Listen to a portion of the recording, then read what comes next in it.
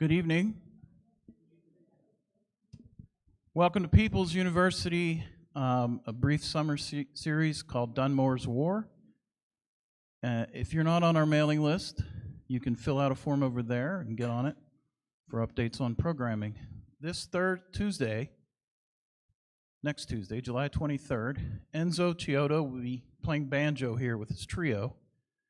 They play jazzy banjo, so folksy jazzy banjo, unlike you've ever heard it. Then on July 30th, Steubenville novelist Harold Rogers, who now lives in New York and has written a book called Tropicalia. He is originally from, he was born to an American father and a Brazilian mother. He grew up between Rio de Janeiro and the United States, and his book is set, I believe, in Brazil. Excuse me. Before our next class in this series, next week on the 25th, Dr. Glenn Williams will be here, and we're going to have a reception for him at which you'll be able, hopefully, to buy a copy of his book. Julia, do you have the tags ready? Come on out.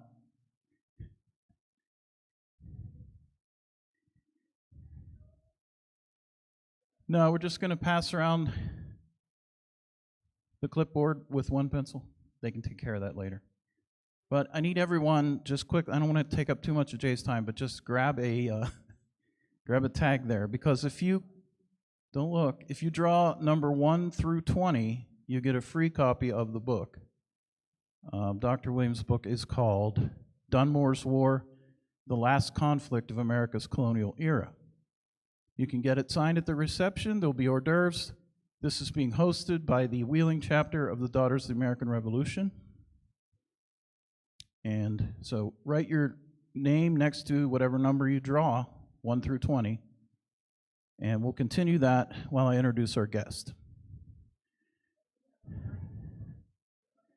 If it's blank, you didn't win. I'm sorry. Okay. This year does mark the 250th anniversary of Dunmore's War, which is seen by many historians as the last conflict. This was a bad idea. Okay. The last conflict of America's colonial period. And if you grew up in Wheeling, Lord Dunmore's name is no doubt familiar. But who was he? That's what Jay is going to be exploring tonight. James H. Fry was born and raised in Wheeling, educated in Ohio County Public Schools, and graduated from Oberlin College. His career as a teacher and later a fundraising professional took him outside of his home state. In 2010, he returned to the area for an executive position at the Children's Hospital of Pittsburgh Foundation. He retired in 2014 with a lifelong passion for local history and genealogy. Jay is involved in a number of organizations reflective of those interests, namely the Fort Henry chapter Sons of the American Revolution, Friends of Wheeling, Wheeling Heritage, and the newly formed Ohio County Cemeteries Foundation. He has worked as a volunteer to raise up our community's colonial and revolutionary legacy, hence his interest in Lord Dunmore and Dunmore's War. Here's Jay Fry.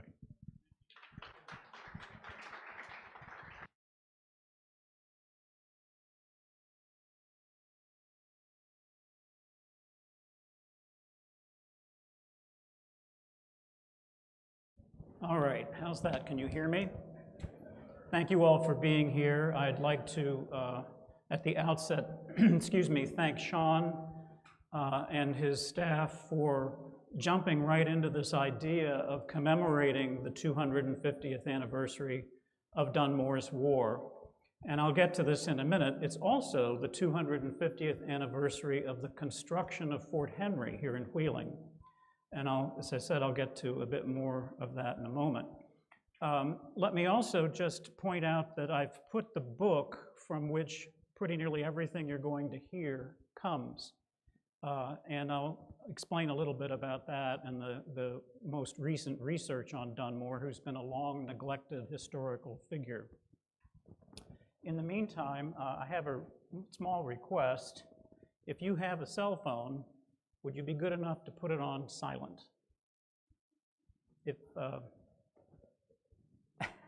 Thank you, Sean. We're thinking the same way.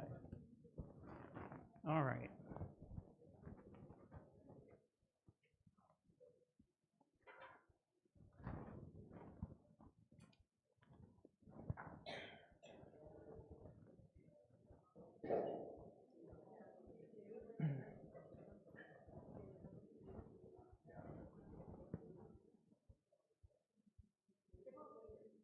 All right. We all set? Thank you. So as you read in the promotion, this presentation for Class 1 of the People's University is given in memory of our late friend, Debbie McClellan Smith, who we lost far too early in April of this year. Some of you may remember that Debbie, her mother, Joan McClellan, and I used to call each other cousin. In fact, we share a Patriot ancestor, Josias Brown, and indeed Debbie, Joan, and I are fifth cousins.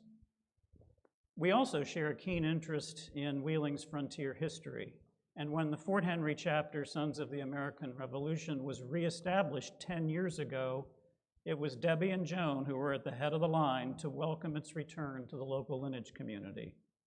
And from that time forward, the Wheeling chapter of the DAR and the Fort Henry chapter of the SAR have partnered on many events and notable projects. Among them were, in 2017, and I recognize many of you who attended the Fort Henry Commemorative Speaker Series. That was a monthly, year-long series of programs devoted to Wheeling's colonial and Revolutionary War heritage.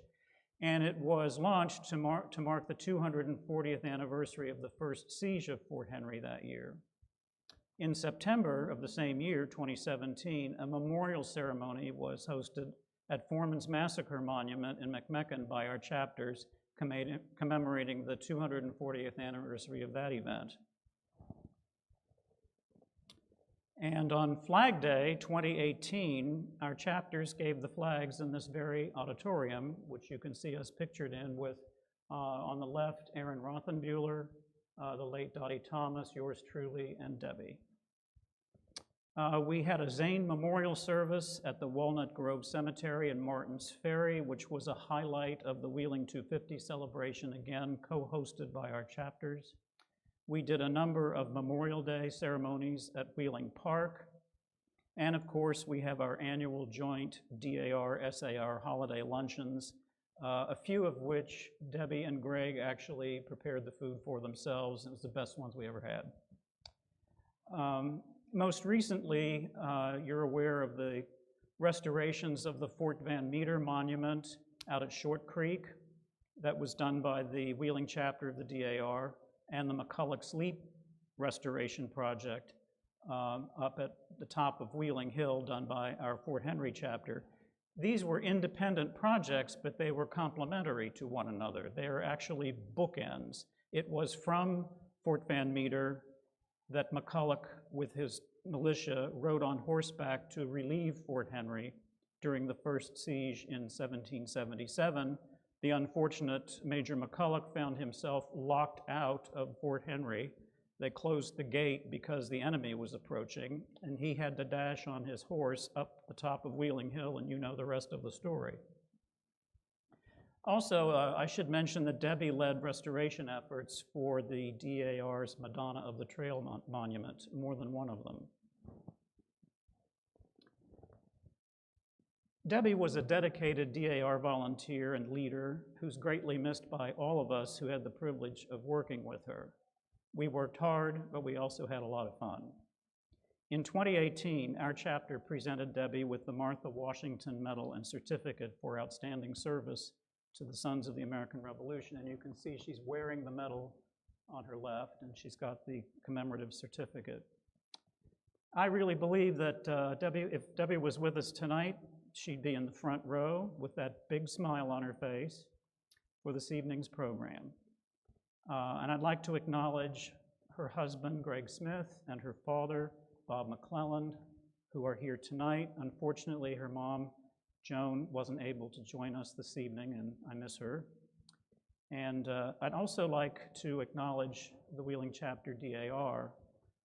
If any DAR members are here, will you raise your hand and be recognized? Thank you. Thank you all. So the topic is, who was Lord Dunmore? And that simple question is going to have a rather long-winded answer tonight. I also posed some other questions that you read in the promotional material, and I'm going to attempt to answer each one of those for you this evening. But before we turn to Lord Dunmore, first a word about Fort Henry and its role in Dunmore's war. In 1773, the western portion of Virginia was known as West Augusta County, and this territory in which we live was presenting a lot of issues for Lord Dunmore. There was a dizzying array of contradictory policies, complex alliances, frequent outbreaks of violence, and yet more opportunity for the acquisition of land, which drove a lot of the motivation for people coming here. But looking at Fort Henry, this is a depiction. Actually, no one really knows what the fort looked like.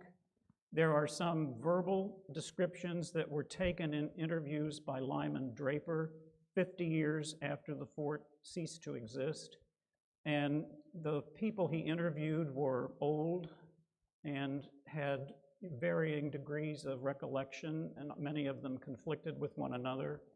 So all we know basically is there was a fort there. This is a wonderful depiction of the second siege. This little figure running to the right of the blockhouse, which would be Ebenezer Zane's blockhouse, is Betty Zane with the powder going back to the fort, which would be on the far right. And she made it, as we know, barely.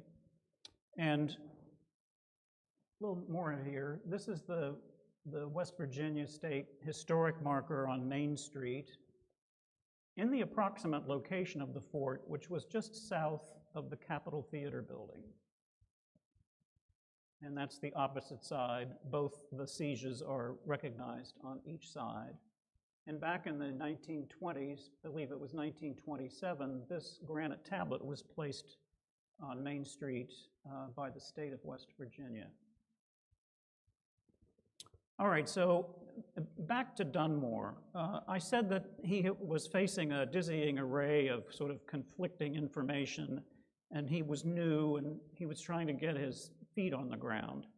So let me run through for you what I'm getting at.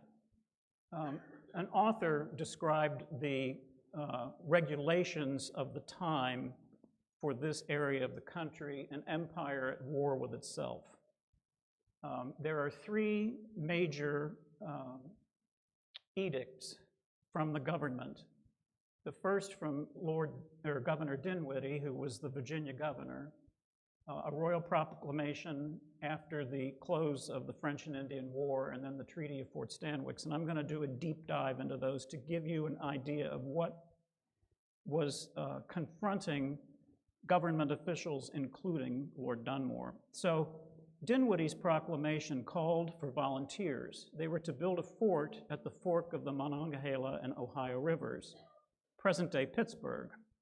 This was to be a defense against the French and Indians. It promised that in addition to a salary, 200,000 acres along or near the Ohio River would be set aside to be distributed to the volunteers who built the fort, with no property tax for 15 years. This offer applied only to officers and soldiers of the English armed forces and not to the provincials, which was not made clear in the proclamation.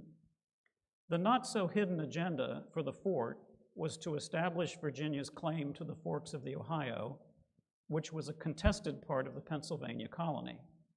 This fort was captured by the French and renamed Fort Duquesne, recaptured by the English and renamed Fort Pitt, abandoned by them in 1772, refitted by Dunmore's agent in the area, John Connolly, in 1774, and renamed Fort Dunmore. Now, many of you in the room have done genealogical or historical record searches, and you may have found it puzzling to find that the courts were held for West Augusta County, now Ohio County, at Fort Dunmore from 1774 to 1776, and that's why. Second, the Royal Proclamation of 1763 was issued after the English victory over the French and Indians. It established that no settlements could be made west of the Appalachian Mountains, while at the same time requiring colonial governors to grant land to veterans of the French and Indian War residing in North America. previously noted, when Dunmore was granting himself acreage, that counted. In 1774, there were about 50,000 whites living illegally west of the Appalachians. And on top of that, we have the Treaty of Fort Stanwix. That was between the Iroquois Confederacy and Great Britain and was signed in 1768 in present-day Rome, New York. Now, the Iroquois Confederacy was comprised of the Mohawk, Onondaga, Oneida, Cayuga, Seneca, and Tuscarora nations. It was the most powerful and important northeastern Native American alliance. The purpose of this treaty was to adjust the boundary line that you just heard about, moving it further west. The British had the idea that this would put an end to the rampant frontier violence, which had become costly and troublesome, and the natives hoped that a new permanent line might hold back British colonial expansion. The native nations received gifts and cash totaling well over the millions of dollars in today's money, the highest payment ever made from colonists to Native Americans. The treaty established a line of property in capital letters, which extended the earlier proclamation line of the Alleghenies much further to the west. The line ran from Fort Pitt and followed the Ohio River as far as the Tennessee River, effectively ceding the Kentucky portion of the colony of Virginia to the British, as well as most of what is now West Virginia. Now, in this time, the native alliances were just as complicated as the white people's politics, and the Shawnee were not members of the Iroquois Confederacy, and so they were not a party to this treaty, which ceded their hunting grounds to the British. They were not happy. Against this backdrop of a bewildering array of interests converged on the Ohio Valley in 1773 and 1774, more settlement led to more clashes with the Native Americans. The lands promised in the Proclamation of 1754 inspired illegal surveying, which alarmed and antagonized the natives. So that is the context. How many of you have heard of the Yellow Creek Massacre? Okay. All right. This gentleman is Logan. And he was, as it says, lived from about 1723 to 1780. Now, he was a Cayuga and a war leader in that tribe, and that was one of the 6 nations of the Iroquois Confederacy. In the 1760s, he moved to the Ohio country, and he became affiliated with the Mingo, which has been our way of identifying him. And that Mingo tribe was formed of remnants of the Seneca, Cayuga, Lenape, and other remnant peoples.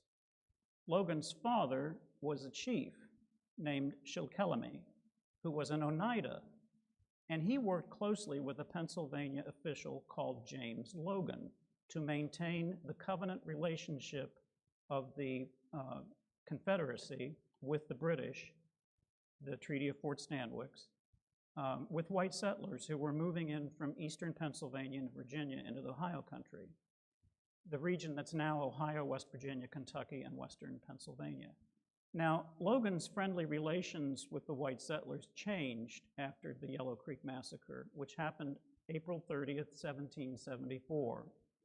Influential tribal chiefs in the region, such as Cornstalk, who was Shawnee, White Eyes, who was Lenape, and Gayasuta, who was Seneca/Mingo, attempted to negotiate a peaceful resolution lest the incident develop into a larger war. But by a Native American custom, Logan had the right to retaliate for the murders. Several parties of mixed Mingo and Shawnee warriors soon struck the frontier, including one led by Logan. They attacked settlers in several frontier regions, both killing and taking captives, escalating violence, and sending a wave of panic among the settlers. Now, what happened in the massacre of Yellow Creek. A group of Virginians, led by a fellow named Daniel Greathouse, murdered a number of Mingo, among them Logan's brother, who was known as John Petty, and at least 2 other close female relatives of Logan's, one of whom was pregnant and caring for an infant daughter. Her children's father was a trader named John Gibson. These Mingo had been living near the mouth of the Yellow Creek and had been lured to the cabin of Joseph Baker, a settler and a rum trader who lived across the Ohio River from their village. The Mingo in Baker's cabin were all murdered except for the infant mixed-race child who was spared with the intention of giving her to her father, John Gibson. At least 2 canoes were dispatched from Yellow Creek Village to aid their members, but they were repelled by Greathouse's men, who were concealed along the river. In all, approximately a dozen Mingo were murdered in the cabin and on the river. Logan was not present in the area at the time, but he was summoned to return by runners. Based on his scouts' information, Dunmore's agent in Pittsburgh, John Connolly, pictured here, advised Ebenezer Zane to anticipate raids and that he would be well served to construct a fort. In response to a letter from Connolly about construction of that fort, Dunmore wrote, quote, "I entirely approve of the measures taken to build a fort at Wheeling." The fort was built in June 1774, 250 years ago last month. It was originally called Fort Fincastle in honor of Lord Dunmore, whose secondary title was Viscount Fincastle. More settlements led to more clashes with the natives.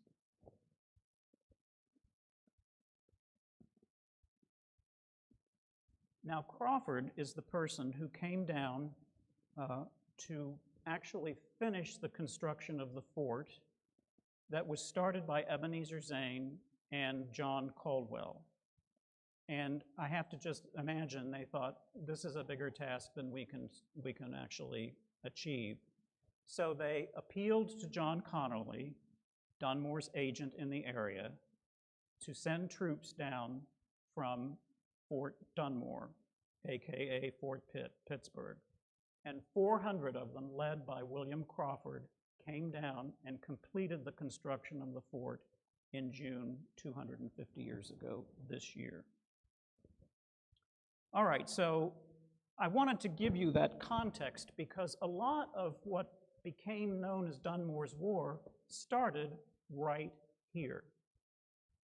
And it's no accident that the fortification, Fort Fincastle / Henry, was the direct result of that.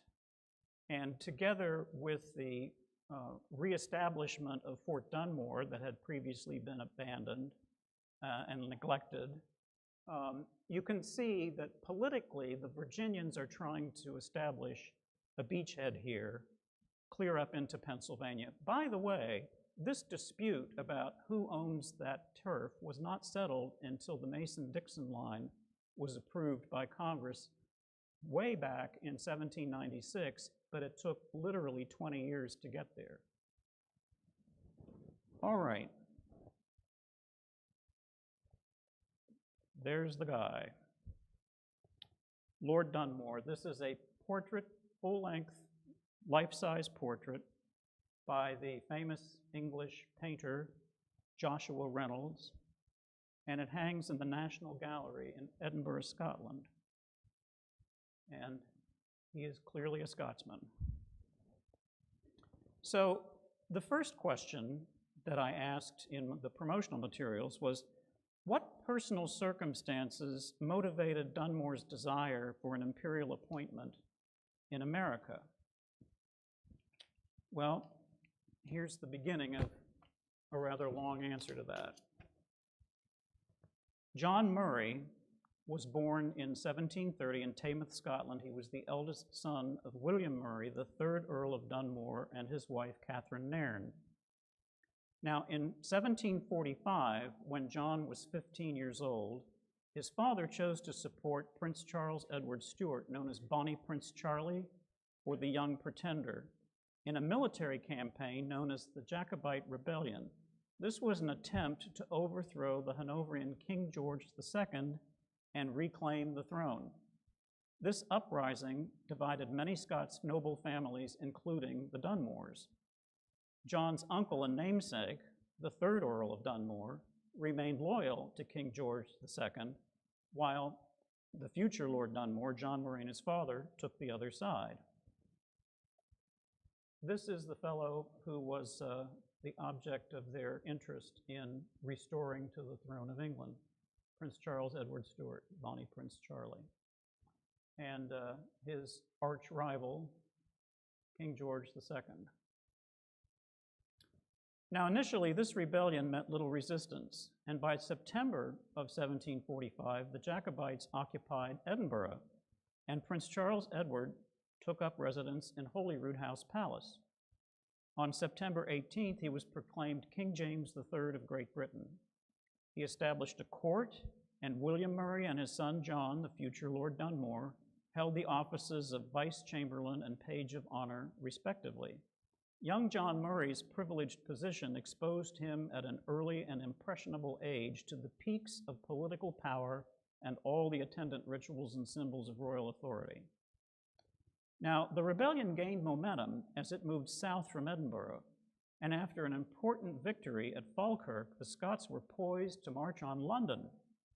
But in the end, the rebellion was short-lived, crushed on April 16, 1746, at the Battle of Culloden by an English army under the command of King George II's youngest son, Prince William Augustus, the Duke of Cumberland. The English force outnumbered the Scots nearly 2-1. Prince Charles Edward dismissed the advice of his advisors on the choice of a battle site, and the result was a slaughter from which the Jacobite cause never recovered. Prince Charles Edward escaped back to France. William Murray, Lord Dunmore's father, survived the battle, went into hiding, and eventually turned himself in.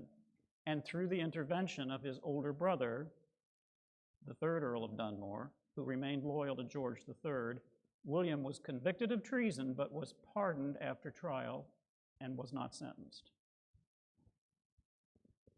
Now, the second Earl of Dunmore died with no heirs. This would have been our guy's uncle. So the title passed to Dunmore's father, William, the guy who was treasonous, who became the third Earl. 4 years later, he dies, and John becomes the fourth Earl Dunmore at the age of 26. The new Earl pursued his military career, but until George II died, he had little hope of any significant advancement because of the family's Jacobite past. Now, while John Murray, the fourth Earl, inherited that title, he was land poor due to a family settlement in 1690 that transferred the estates intended for the earldom to a brother, again due to the family's divided loyalties to the Stuart and Hanover monarchies. So his modest finances were not equal to his social position or the expenses of its requirements, and so Dunmore's die was cast. Inadequate finances would dog him the rest of his life and play a significant role in his struggles and decisions in the New World. So that's a big part of what's motivating Dunmore. I mean, why would he seek an imperial appointment in America?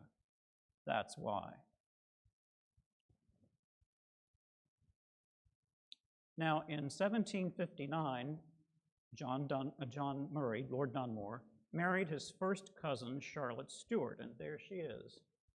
Lady Dunmore was a daughter of Alexander Stuart, who was also an earl. She, like her husband, was not rich but well-born, and her station and birth exceeded her fortune. She was charming and by all accounts beautiful, and some people felt she deserved a better spouse than Dunmore. Eventually, they had 9 children, and the family they raised consistently inspired admiration, even among Dunmore's enemies. In addition to her personal attributes, Lady Dunmore's family connections would come to provide the foundation for her husband's imperial career. In the 1760s, addressing the realities of his troubled finances was Lord Dunmore's chief focus. In 1765, in desperation, he appealed to his cousin, also called John Murray, who was the Duke of Athol. He wanted a loan of £7,000, which in today's money is $1.6 million, so he could clear his debts. Lord Athol agreed to lend his cousin £2,000, which is $460,000, way shy of the mark on what he needed. To address the remainder of his debt, a trust was created through which Dunmore mortgaged some of his land and applied their income to pay his lenders. Now, King George III died in October 1760. Lord Dunmore actually attended the coronation of the new king, George III, whose reign ushered in a new chapter in British politics, influenced above all by the new king's longtime advisor, John Stuart, the 3rd Earl of Bute, who was a Scotsman. Dunmore's advocates were able to use their influence with Lord Bute to add his name to the king's list, appointing Dunmore as one of the 16 Scots peers seated in the House of Lords. That is a big step up for Dunmore. So to remedy these financial woes, Dunmore, like many of his fellow Scots, sought a lucrative imperial appointment. And for years, nothing came of these efforts until 1768, when everything changed. On May 25th of that year, Lady Dunmore's sister, Susanna Stuart, pictured on the left, married Granville Levison Gower, the 2nd Earl Gower, who had just been named president of King George III's Privy Council. How about that for a turn of events? At last, through Lord and Lady Gower's influence, Dunmore was on the short list for appointment as Royal Governor of New York, succeeding Governor Henry Moore, who had died in office in September 1769. By December of that year, the job was Dunmore's. Now, as governor of New York, Dunmore would receive an annual salary of £2,000, in today's money, about $357,000 a year. And he could count on making nearly that much in perquisites and other income. Perquisites are privileges that the governor was allowed to sell for money, for his personal income. Dunmore's overriding priority was to acquire large tracts of land and to establish his family in America and secure their financial future. He was not alone. According to the author of this book that I referred to, his name is James Corbett David, he says, quote, "Virtually all British governors who moved to America did so for financial reasons," end quote. And Dunmore was also under the impression that there were vast tracts of land to be had for next to nothing. These hopes and expectations were stirring in Dunmore when he stepped ashore at Sandy Point, New York on October 18, 1770, to assume the role of governor of New York. In February of 1771, so it didn't take him long, like 11 months, Lord Dunmore was preparing a large land grant for himself in what is now Vermont. It was comprised of 51,000 acres along the banks of Otter Creek near Lake Champlain, and it was precisely what Dunmore wanted for his family's future. The grant was illegal on 2 counts, both as the size and location violated his instructions as governor. Large land grants were discouraged because it impeded settlement and reduced agricultural produce and tax revenue. The ministry prohibited all governors of New York from granting more than 1,000 acres to any one person. Now, this rule was easily circumvented, and Dunmore's approach to his grant was typical of the time. He purchased the grants of 50 legitimate grantees, each of whom had a right to 1,000 acres, at the nominal price of 5 shillings apiece. To this land, he added the 1,000 acres he was entitled to purchase by law, hence 51,000 acres.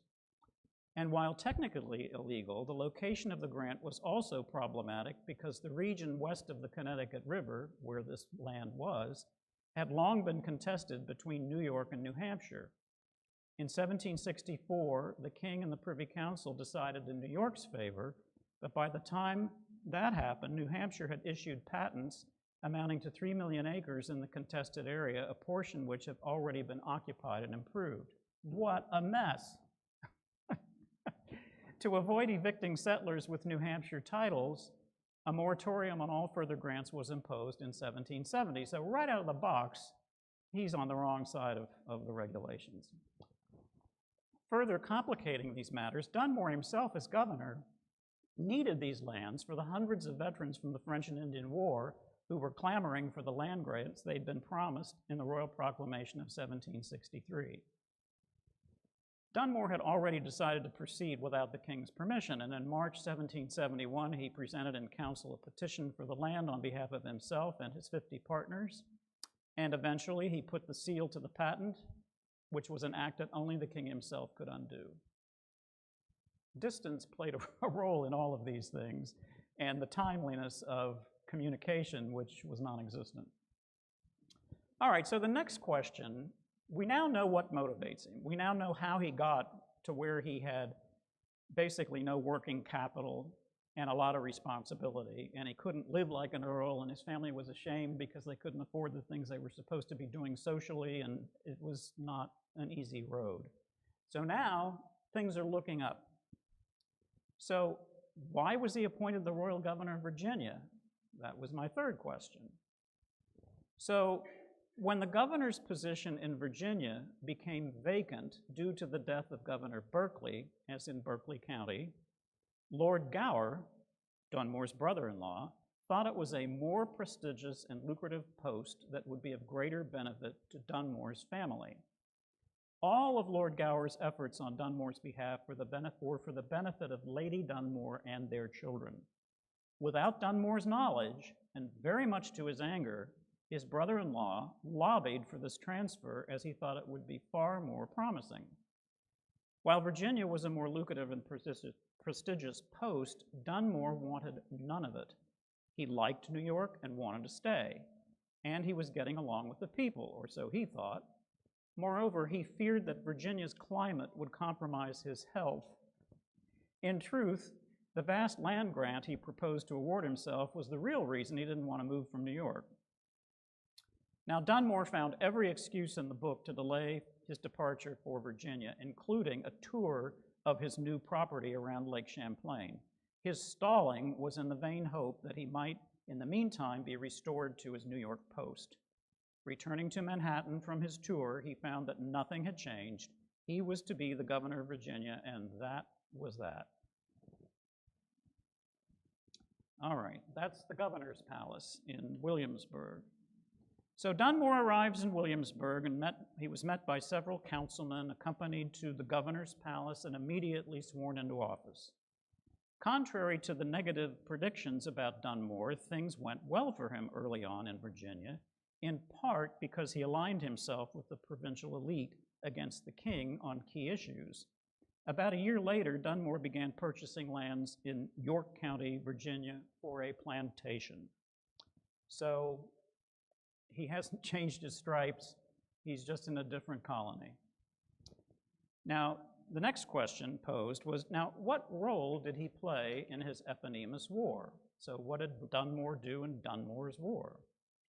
Well, now, in early May 1774, so rewind the tape here for a minute. 1774 was the Yellow Creek Massacre. Things are not looking good out here. He's getting reports that fighting had broken out near Yellow Creek and other points on the Ohio. So he goes to the Virginia legislature to authorize general militia forces and to fund a volunteer expedition into the Ohio River Valley right here. His aim was to drive the native tribes, in particular the Shawnee, across the Ohio River, and to establish enforcement of the Treaty of Stanwich, which we heard about before, with the Iroquois Confederacy preventing any more settlement. Now, in all of this, Dunmore's hope was to use the conflict to secure Virginia's claim to the area around Pittsburgh. He could then work to remove the threat of Indians who opposed colonial expansion in the Ohio Valley and opened central Kentucky to colonial settlement. The lands were promised to recruit volunteers for building a fortification at present-day Pittsburgh. That inspired all kinds of illegal surveying, which alarmed and antagonized the native tribes. So Lord Dunmore got on his horse and departed Williamsburg in August 1774. And while Lord Dunmore's war was short-lived, ending several months later, it was a success. Dunmore's real objective was to solve these issues by treaty. That was his strong preference. But he wanted a strong show of military force to frighten the natives into compliance. So Dunmore led a group of volunteers numbering 1,200. That's what he was at the head of on his horse that came right through Wheeling. Now, another body of 800 troops was raised by this man, Colonel Andrew Lewis, and were under his command, and they were traveling from Camp Union, which is now Lewisburg, West Virginia, and the two forces were supposed to meet up. Under this plan, Dunmore traveled to Fort Pitt and proceeded down the Ohio. This is interesting. On September 30th, 1774, he arrived at Fort Fincastle, Fort Henry, right here in Wheeling. The two forces were supposed to rendezvous in Indian country near what's now Circlesville, Ohio, as a show of strength, as I mentioned. But Lewis and his troops stopped on the way for a rest at the Great Kanawha River at what's now Point Pleasant.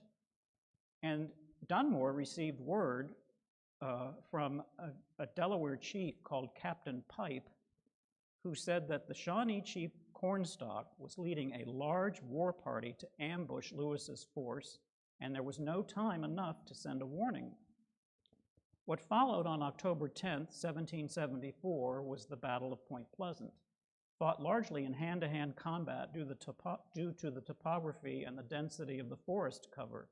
It was a victory for the colonials with losses on both sides, and as you'll hear from Dr. Williams next week, that's what's regarded as the last military engagement of the colonial period. Now, Dunmore was really working in all of this on a treaty called the Treaty of Camp Charlotte. And I'm going to go back and give you a little clue here about the map. This is hard to see, I know, but up in the far right corner, you see the 9. Okay, that's Fort Dunmore, Pittsburgh. The 11 is Fort Fincastle, which is down here, okay, about center. You see that? Okay. And then 14 is Camp Charlotte, over on the far left in the middle of the screen. That's where Dunmore met with the Shawnee while the Battle of Point Pleasant was underway to broker a treaty. And the treaty was not new. It was to re-establish the Treaty of Fort Stanwix, which we talked about, was the deal between the British and the Iroquois nation. Problem is the Shawnee weren't in it, all of that, and I don't think anybody understood the depth of gravity of that. And then Camp Charlotte was a temporary encampment for that treaty-making purpose, and then down just from that to the right, below Camp Charlotte is Point Pleasant. So I just wanted you to get oriented to the geography we're talking about. And by the way, just to the left of 9 up there, that's where the Yellow Creek Massacre happened. So when you talk about Dunmore's War and Fort Henry and all of that, you're really talking about a major event in early American colonial era and British American that's right in our backyard. All right.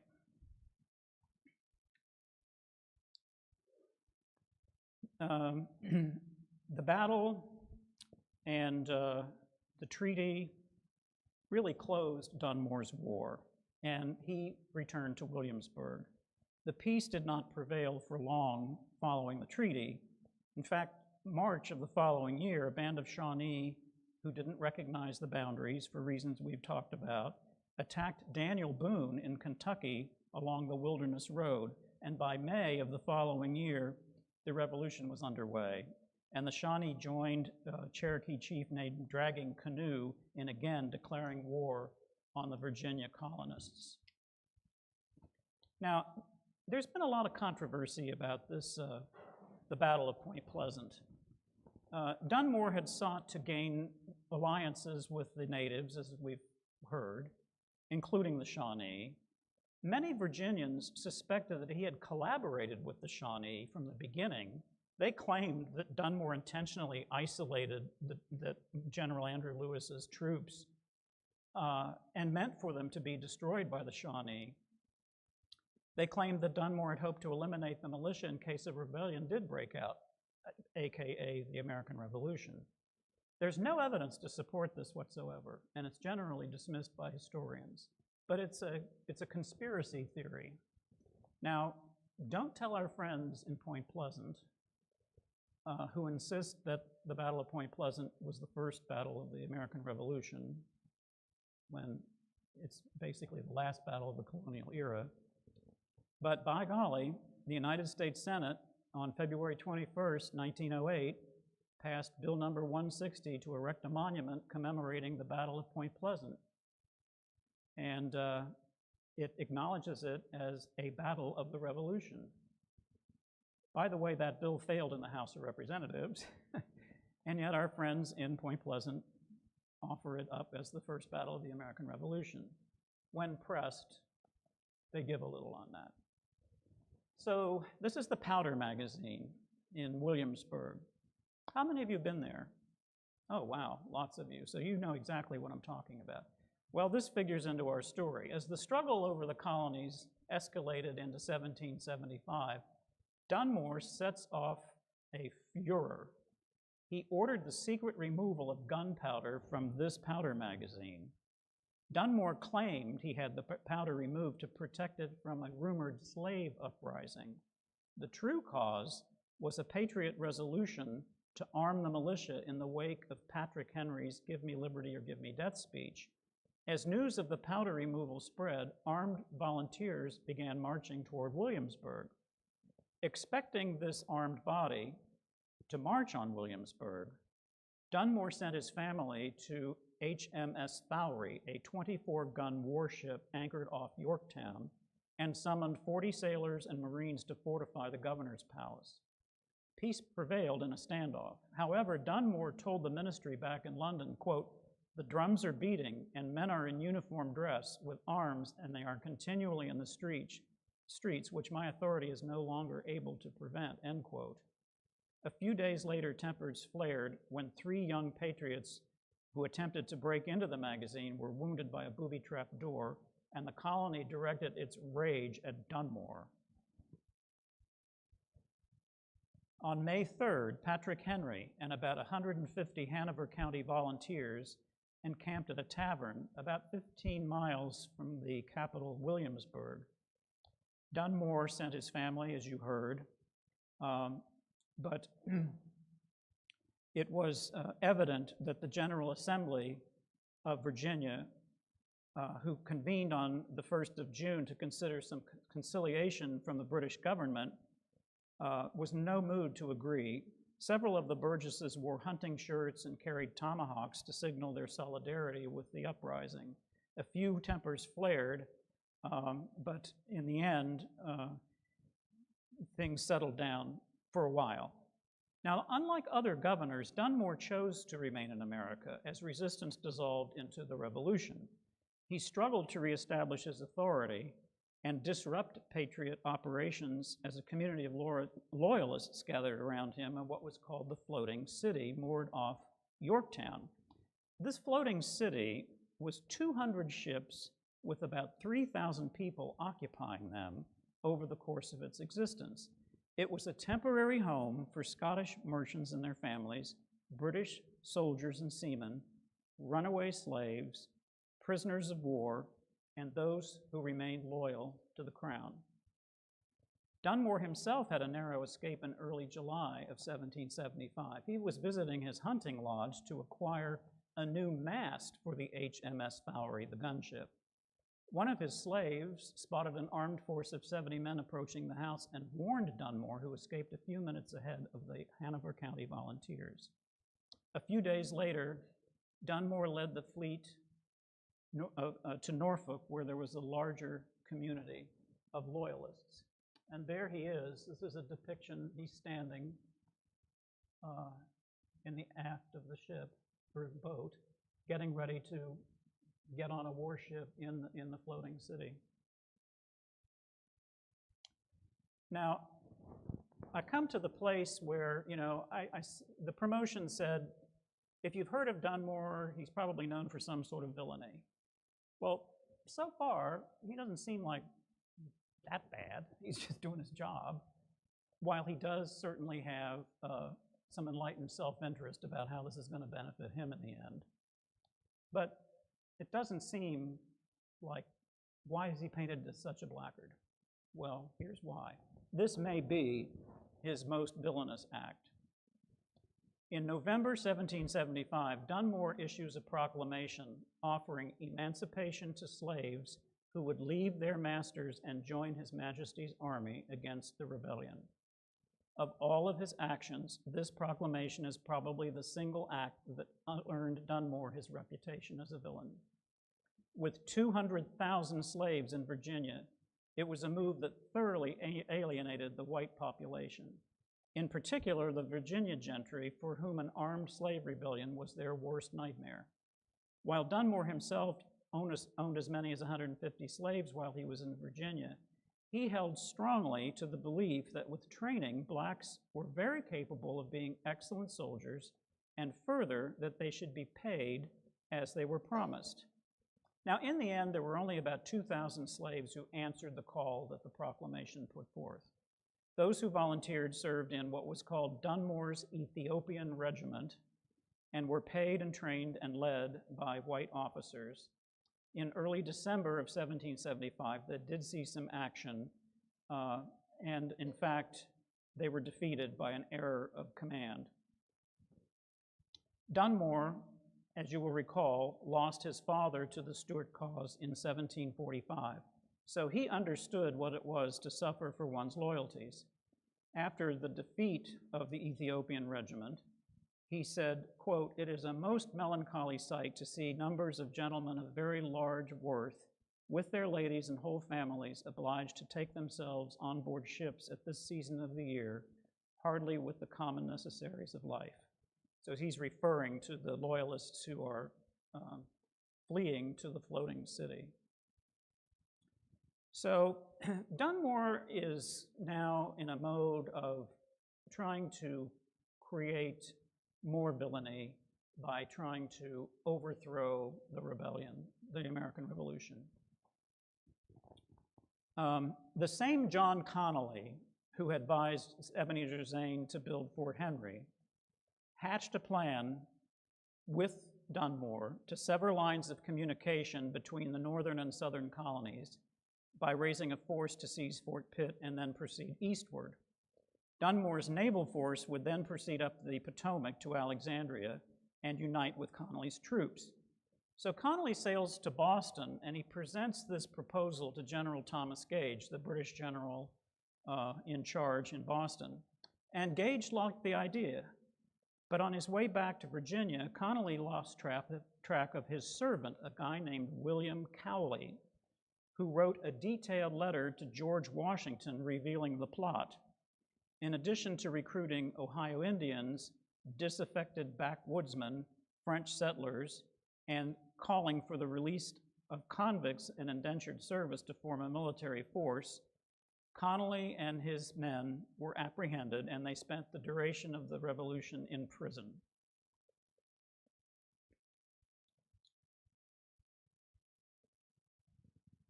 After this attempt and several others, and after suffering a lot of deprivation himself, Dunmore moved north to New York after the evacuation of the floating city.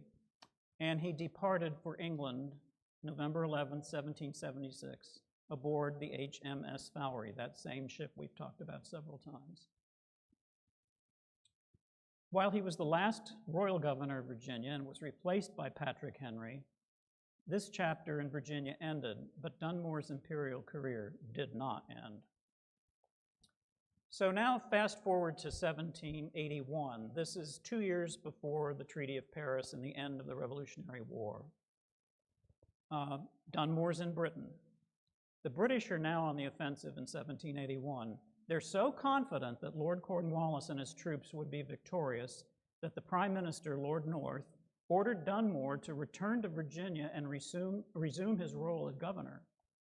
Dunmore was at sea on his way back to America when he learned of Cornwallis's defeat and surrender at Yorktown. And imagine that.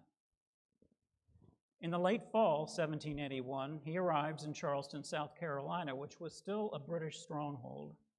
He fell in with a group of men with big dreams and little influence, and among them was a man named John Cruden. He was the commissioner in charge of the management of rebel property, that would be Patriot property, in the Carolinas, including their slaves. Cruden devised a plan to form and arm a 10,000-man force comprised of South Carolina plantation workers, British soldiers, and slaves. They were going to drive the rebels out of South Carolina and reconquer North Carolina and Virginia. That was the plan. Well, Dunmore loves this. It's right up his alley.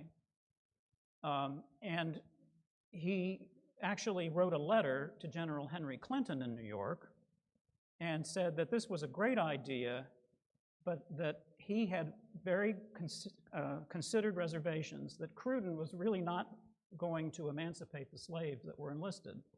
And Dunmore said, I strongly disagree. They may be satisfied that this promise will be held inviolate, and the promise must be given by the officer appointed to command them. This is a very different kind of person in this period of time, to be standing up for upholding an obligation to enslaved people.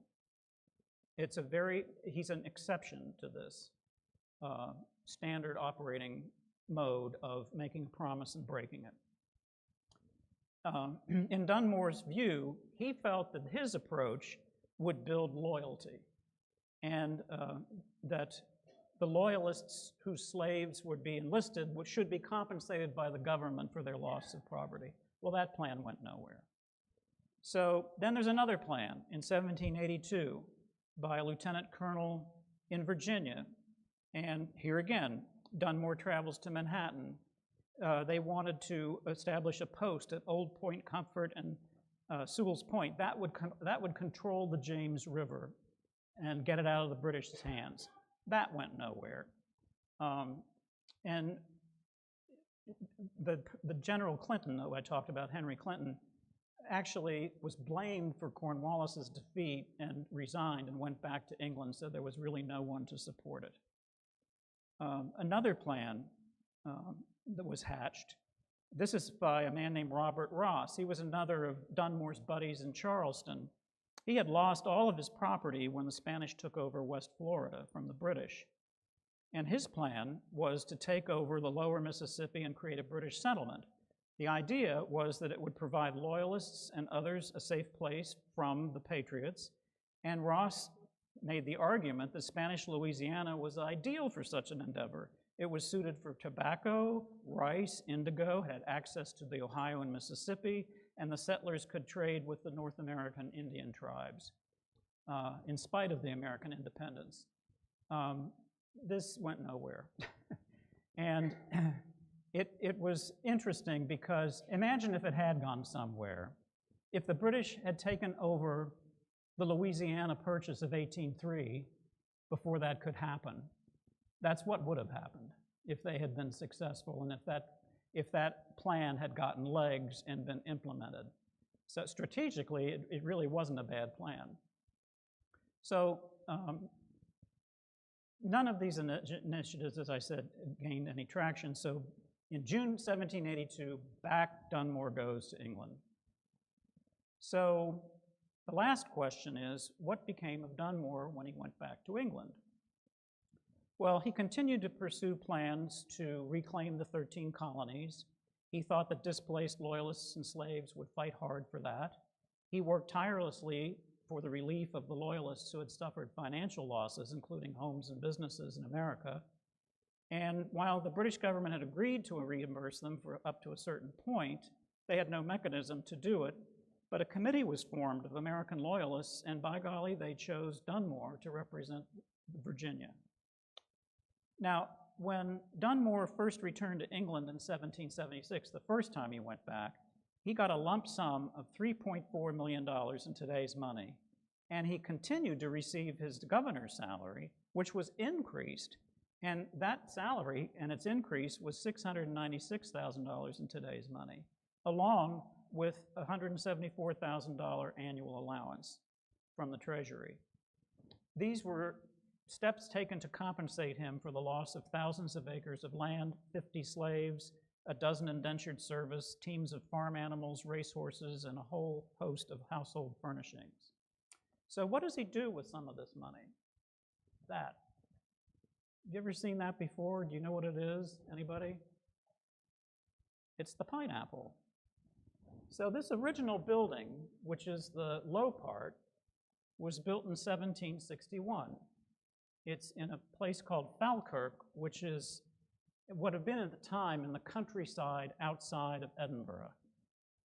And Dunmore had steam heat installed in the left side wing that was a conservatory for the growing of pineapple, which he could grow year-round because he had a heated, basically greenhouse without the glass. And he had a sense of humor, because if you've been to Williamsburg, and lots of you seem to have been, you know that the custom when a sailor returns to his home in Williamsburg, the family puts a pineapple on the gatepost in front of their house to show that the sailor's back safely. Well, Dunmore had this incredible stone pineapple put on top of his country house because he had returned safely. This, by the way, you know, the British call these follies, you know, like they'll have these little Greek temples on the grounds of their estate or whatever, and that's a folly. This is supposed to be the most outrageous folly in Scotland, and I venture to say it probably is. Well, all this comes to an end, this money flow. In 1783, the Prime Minister, William Pitt, tells Dunmore his salary is at an end, and he's to go to the Claims Commission for any more relief. And while he attempted to get compensation from that commission, it was denied due to his previous compensation, and because as one of the 16 peers of Scotland in the House of Lords, it was considered that he was at the highest station in the country and must have indeed, quote, a great and independent fortune, which we know he did not. So in spite of all of that, Dunmore was really up against it financially. So in 1785, he's looking for a new appointment in America. Revolutions happened, the war's over, the United States has been formed. He was being considered for the governorship of Jamaica or Bermuda. And in 1786, he was appointed the royal governor of the Bahamas, and that gave him a salary of $348,000 a year and fees collected for his income of over $116,000. And more importantly, I reached that post in 1787. So we know the Bahamas, certainly at that period of history, was a haven for pirates prior to its founding as a British colony. And after the Revolution, the Crown purchased the islands and invited the loyalists from American colonies to settle there. So about 11,000 of them took him up on that, and 1,600 whites and 5,700 blacks from South Carolina and Georgia came by way of Florida to resettle in the Bahamas. It was a hostile place with displaced elites clashing with the existing inhabitants. The capital was arguably the most contentious political culture in the British Empire. It had extreme weather, political volatility, a major slave problem.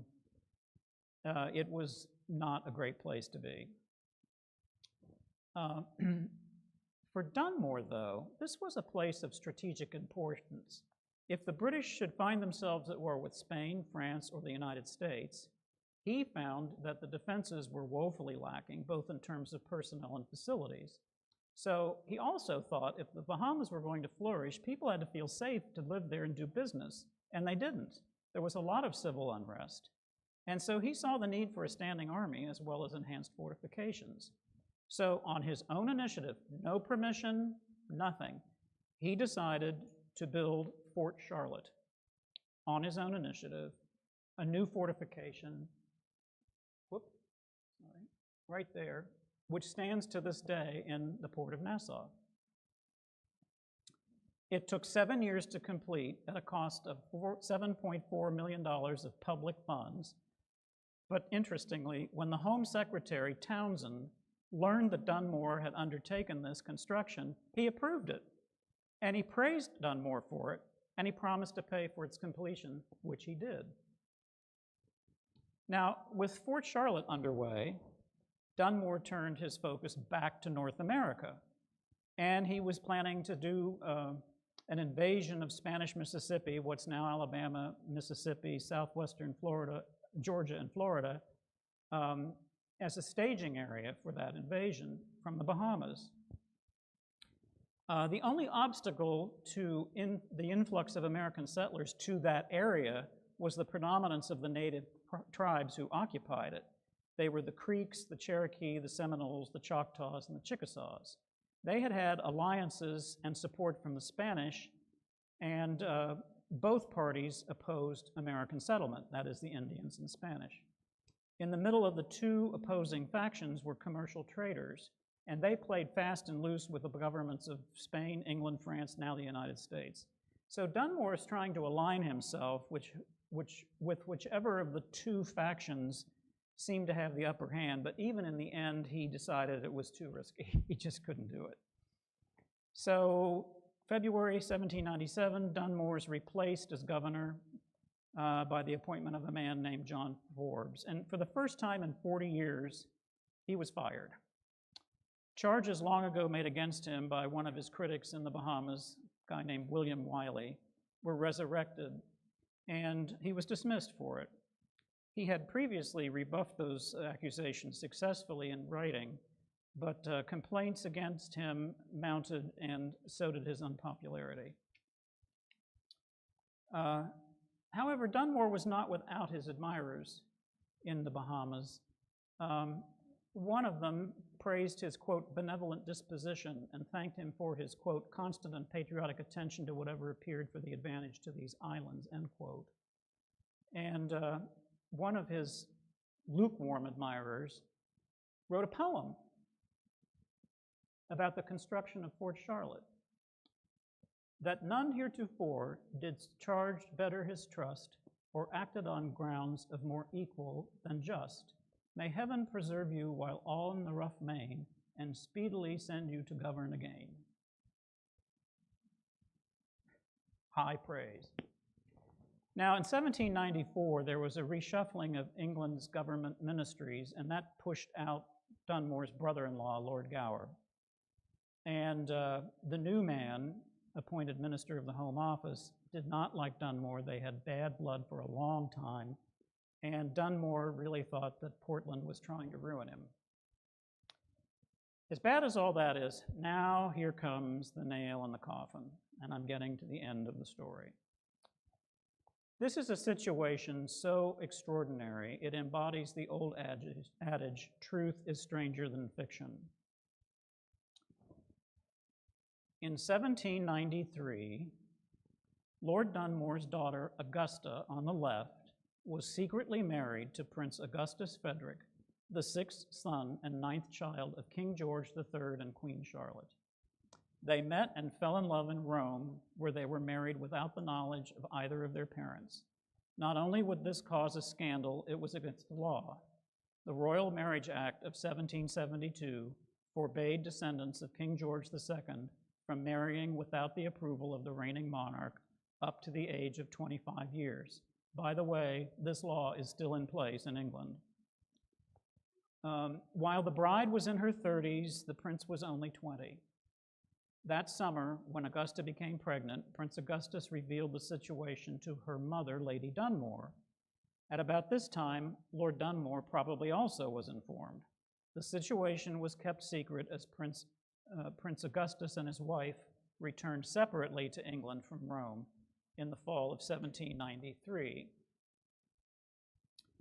The king had been alerted of his son's inappropriate relationship in Rome, but he never expected that Prince Augustus, who was plagued by poor health his entire life, was capable of anything of this sort.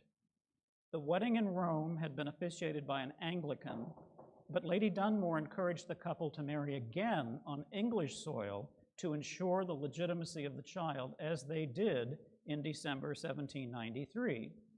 And on January 13th, 1794, Augusta gave birth to a son, the future Augustus Frederick d'Este, and there he is. His last name, d'Este, comes from an ancient lineage of Hanoverian kings that was shared by both his parents, by the Dunmores and by the royal family. He was to inherit his father's poor health, but not his royal status. In addition to an ambiguous social position, he was the first person diagnosed by medical science with the condition now called multiple sclerosis. Now, the whole situation comes to light after the birth, and needless to say, this did not endear Dunmore to King George III, who was outraged and called for an investigation. Several of the individuals involved were compelled to appear before the Privy Council and to be questioned by the leading lights of the British public. Among them was Dunmore's wife, Lady Charlotte, who was composed but defiant. She gave her testimony, refusing to produce the letter from Prince Augustus Frederick, first informing her of the marriage, saying it is a private letter. And when she returned the following day to her inquisitors, she said she burned the letter that night at the request of her daughter, and there was no copy. When asked who performed the wedding ceremony in Rome, she claimed to have no idea. Now, that was not true, as you will remember. There was an Anglican priest. Let's see. It turns out that Lady Dunmore's Italian servant, whose name was Monticelli, who let the Reverend William Gunn into the house the night of the wedding in Rome, threatened to reveal his name to the king and was blackmailing her, and apparently she was paying up. So she knew nothing. Now, there were consequences beyond the end of Dunmore's career. His sister-in-law, Lady Gower, turned her back on Dunmore's daughter, Augusta, with whom she was close. She's the one who had paid for the portrait that you saw, another portrait by Joshua Reynolds. And Dunmore's son, Jack, lost a sought-after promotion. Now, Dunmore's 60 years old with a mountain of debt. He'd hoped for another appointment. Nothing was going to happen in that way. And he applied to the Treasury for relief, not getting anywhere. He was so desperate that he appealed to Portland, his old enemy, to give him a job, whatever it was, and he was refused. King George was determined that his son never see Augusta again, but the prince remained committed to his young family. And when Augusta heard that her husband's health was failing, she traveled from London to Berlin under assumed name to see him, and they spent several happy weeks together. When Augusta returned to London, Prince Augustus followed, and for almost a year, the whole year of 1800, they lived together with their son. As winter approached, the prince left England for his customary respite in Portugal. He did not know that Augusta was pregnant with a second child. Malicious gossip gave way to rumors that Lady Augusta's pregnancy was the result of an indiscretion. Their second child, a daughter, Augusta Emma, was born on August 11, 1801 in London. This ended the relationship between Prince Augustus Frederick and Augusta Murray. And by ending that relation, days later, King George III created Augustus Frederick, the Duke of Sussex. Does that title sound familiar? Yeah.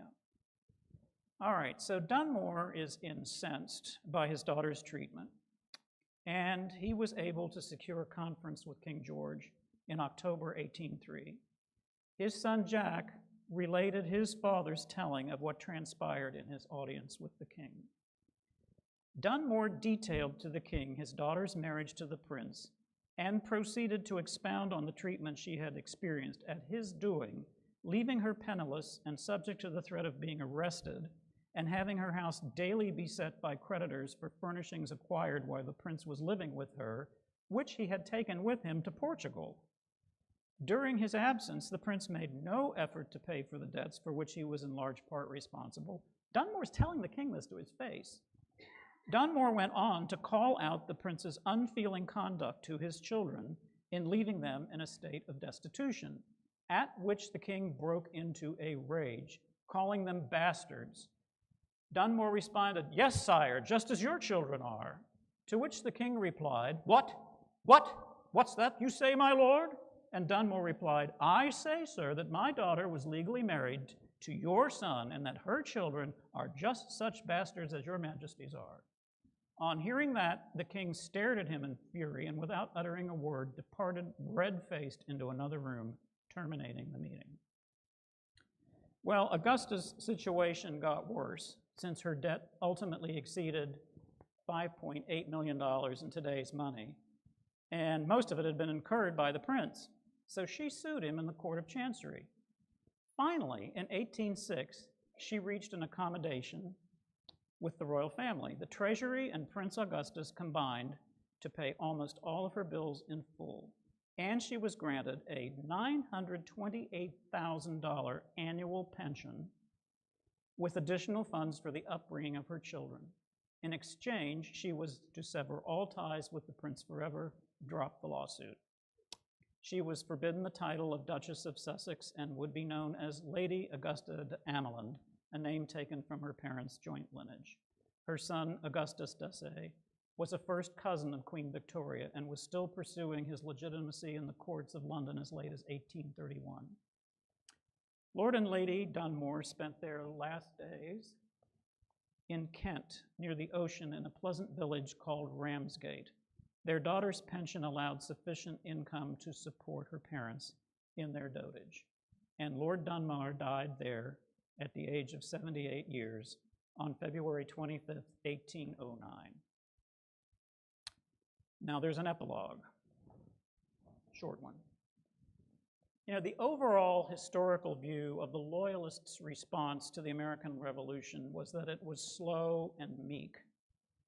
As historian Wallace Brown put it, quote, "Too many Loyalists simply gaped in astonishment as the revolution ran its course, as if the sun had started to rise in the west and set in the east. When finally roused, they did not act boldly or decisively," end quote. Not so with John Murray, the fourth Earl of Dunmore. He and his allies responded in bold, imaginative, if not always admirable ways. Dunmore himself freed slaves and armed them against other Britons. He issued military commissions to some Native Americans while enslaving others. He built unauthorized fortifications at great public expense. He staged unauthorized military actions against Spain and its British partners, many of whom were Scots. With his Jacobite roots, that he could do all of this and more without compromising his loyalty to the king is a testament to the elasticity of loyalty in his time in a far-flung empire where he was trying to survive and prosper. His tenacity, courage, adaptability, and loyalty make him a noteworthy, fascinating, and pivotal figure in Britain's decline in North America and in the founding of the United States. So that's the story. Thank you.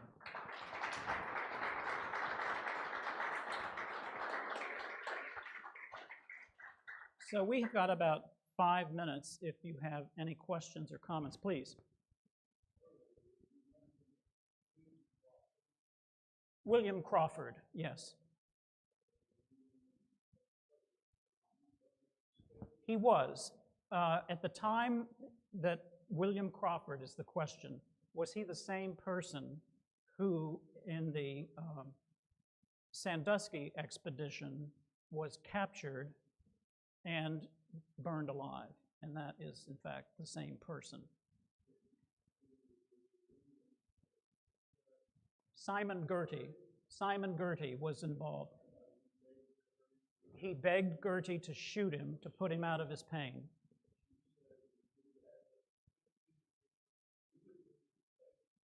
Well, sort of.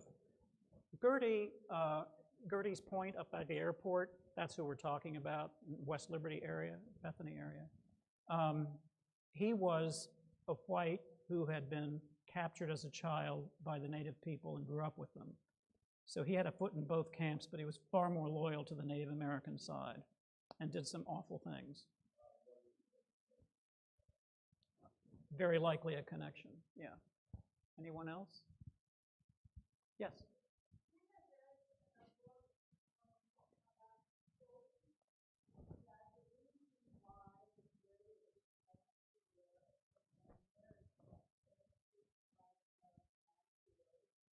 Mm.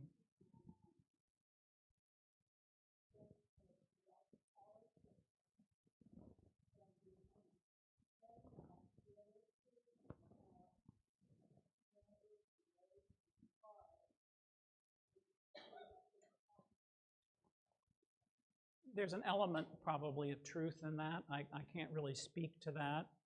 I think there was a lot of unevenness in the British approach to putting the revolution down, and there was certainly a lot of ill thought out or not thought out decisions made by Parliament and passed into law, some of which were revoked because they were too harsh on the people living in the American colonies. So I think it's a lot of things, but corruption, incompetence, sure. I mean,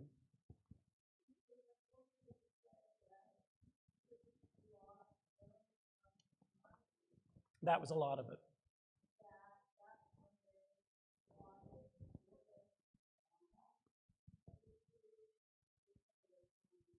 Yeah, the reason that a lot of these crackpot plans, a couple of which were actually worthy, that Dunmore and his friends were coming up with, was they were too expensive. The British government lost an enormous amount of money in the French and Indian War, and they were licking their wounds, and they did not want to prolong that over here. So they were in for a quick fix, which is what they thought Cornwallis, as I had referred to, that the British government thought he was going to clean it up and that'd be the end of it. And we know that did not happen, largely because the French came up to Yorktown Harbor and bombarded the British Army, and that was that. Had that not happened, Cornwallis very likely would have prevailed. Yes? Yes. They had 9 children. Jack, who told the story about his father's interview with the king, died before Dunmore did. But there were other sons. They're actually, it's interesting you should ask. This would have been one of our guests. I looked it up. There is a 12th Earl of Dunmore. He is an aviation engineer, and he lives in Tasmania, which is basically Australia. He was seated in Parliament when the House of Lords had its last big fling, and they were dissolving it. He flew from Australia and was seated in the House of Lords. He has 2 adopted sons, and his wife has since passed. So I don't know that there, if someone has no sons, it's just like what happened with Lord Dunmore. His uncle had no sons, so his father became the Earl, and then he became, that could be happening. There may be a 13th Earl in the works, but I don't know yet. I want him to come here. Wouldn't that be fun? But it's a long trip, and he's old.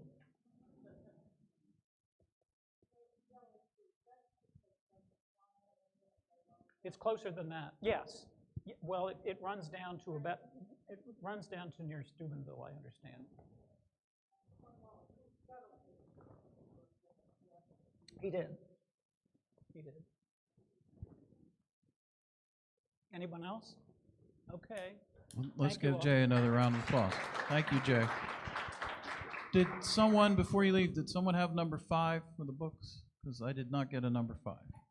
Sean, Lisa wanted to make a comment about the next class. Oh, go ahead. Here. Hi, thank you. I just wanted to thank Jay for the presentation. I learned a lot.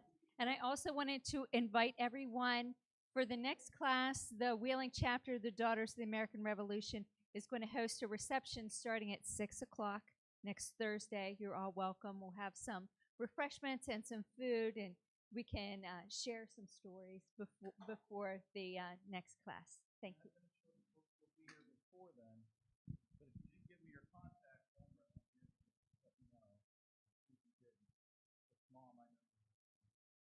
But no number 5?